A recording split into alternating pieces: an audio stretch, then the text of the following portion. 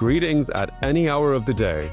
We warmly welcome you to our channel, Kuraina, dedicated to sharing the true history of Ukraine free from Moscow's ideological distortions. At the heart of our work is also the story of Ukraine's unique military tradition, known worldwide as the Cossacks. History is a set of lies agreed upon. Napoleon Bonaparte. We are certain you will be surprised by the conclusions that can be drawn when relying solely on the facts at hand and by the true story of Ukraine itself. So let us begin by looking closely at Ukraine. Let us examine in detail where the life of Ukrainians unfolds and what their past has truly been. Ukraine is a land situated on the far western edge of the Great Steppe, a vast expanse stretching from the Pacific Ocean in the east to the Black Sea, and the Carpathian Mountains in the west. This immense territory, running nearly 9,000 kilometers east to west, is marked by the absence of mountains, only slight variations in elevation, and a predominantly continental climate. It is bordered to the north by the forests of Siberia and Eastern Europe, and to the south by deserts and mountain ranges. For millennia, this boundless steppe was the universe of the nomadic herdsman, and among this enormous swath of Eurasia, the lands that today belong to Ukraine, its fertile black soils north of the Black Sea, have long stood out as the most attractive region for nomadic communities to thrive. The origins of Ukrainian statehood, its spirit and its very essence, can be traced back to that ancient and nearly forgotten world of the herdsman. If we analyze the familiar version of Ukrainian history taught in schools, we see that it is, for the most part, the history of the Great Steppe. The influence of steppe peoples and their culture on the population of Eastern Europe is impossible to ignore. Wave after wave of warlike nomads emerging from the Great Steppe repeatedly shook tribes and kingdoms, nations and empires. Indo-Europeans, Cimmerians, Scythians, Sarmatians, Alans, Huns, Avars, Khazars, Pechenegs, Cumans, Mongols, Cossacks. These are only the most well-known steppe peoples who once moved across the Ukrainian plains. But this raises a question. Did they come from nowhere and vanish into the unknown? Or did they remain forever within the Ukrainians themselves? The Russian Empire, in turning Ukraine into Little Russia or Malorussia, crafted the image it required. Imperial education and culture programmed Ukrainians to identify as Little Russians, obedient Slavic farmers who had accepted orthodoxy from Saint Prince Vladimir. The rulers of Russia sought to mold all the peoples under their control into the same submissive serfs, bound to the land and taxed at will. Accordingly, Cossack songs and the images of Mamai with his speeches were consigned to the past. The life of the nomads in the steppe, filled with freedom and conflict, harsh and unpretentious, tied neither to farmland nor to its owners, was likewise meant to be buried in oblivion.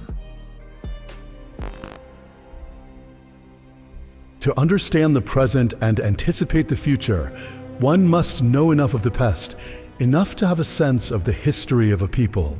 One must appreciate not merely what took place, but more especially why it took place and in that particular way.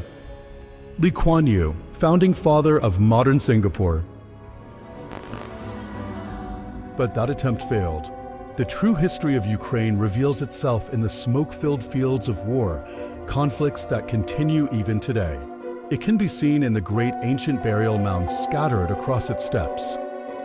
This story is meant to help you connect that distant past with our turbulent present, an age filled with the newest technologies. You may not have noticed it, but we are now living through a profound shift in our cultural paradigm. Over the past decade, modern genetics has sparked a genuine revolution in the study of human civilization. At last, answers have been found to questions that scholars across the world, linguists, archaeologists, ethnographers, historians, philosophers, and even politicians had struggled to resolve for centuries. Yet this breakthrough has received little public attention. Today's audience pays no heed to what is not wrapped in the bright packaging of social media and mass culture. Some bloggers highlighted these discoveries, but they never became mainstream, nor have they yet reshaped popular culture, especially in the West, in Hollywood and Europe. That is hardly surprising, since the subject belongs to a sphere that is deeply politicized and not entirely tolerant. And yet what is at stake is nothing less than the origins of modern civilization and the path of its development. In a certain sense, it is a biblical story, Cain and Abel retold through the lens of cutting-edge science. It is the ancient struggle between the farmer and the herdsman, a struggle that is also our past. If you find this content valuable, please like the video and subscribe to our channel. When examining the origins of modern civilization, our first stop must be the 17th century. It was then that this question was raised for the first time within the realm of science. 17th century Europe was rapidly expanding its reach across the world, to the Americas and India, China and Africa, Japan and Siberia, firearms and horses, ships and iron armor. These innovations secured for centuries the dominance of Europeans over the local populations. As a result, the European aristocracy gained access not only to the resources of these lands, tea and gold, coffee and opium, slaves and furs, but also to their cultural heritage. Sacred texts and royal praises, unfamiliar languages and exotic temples, extraordinary cultures and customs, all of this caught the eye. Soon Europeans began to notice intriguing patterns, similarities in words for kinship and common concepts, echoes in ancient mythologies, and resemblances in religious rituals across vast regions of the Old World. It did not take long for scholars to conclude that the European expansion of the modern era in many ways mirrored some forgotten ancient conquest. A conquest that had spread a distinct worldview, traditions, and values across communities at immense distances, from Ireland to Burma, from North Africa to China. As a result, the peoples who were conquered gradually adopted from their victors customs and laws, inventions and weaponry, and at times even their language. In some places this happened more fully, in others only partially. Yet the influence remained visible even after millennia.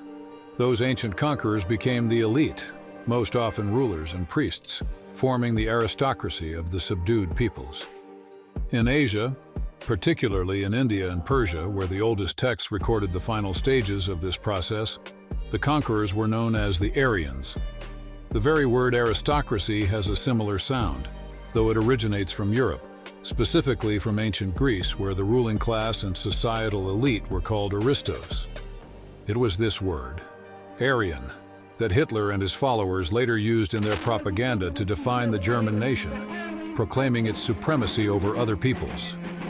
World War II cast a long shadow over this term, imposing a taboo on it and on any sober analysis of those ancient events.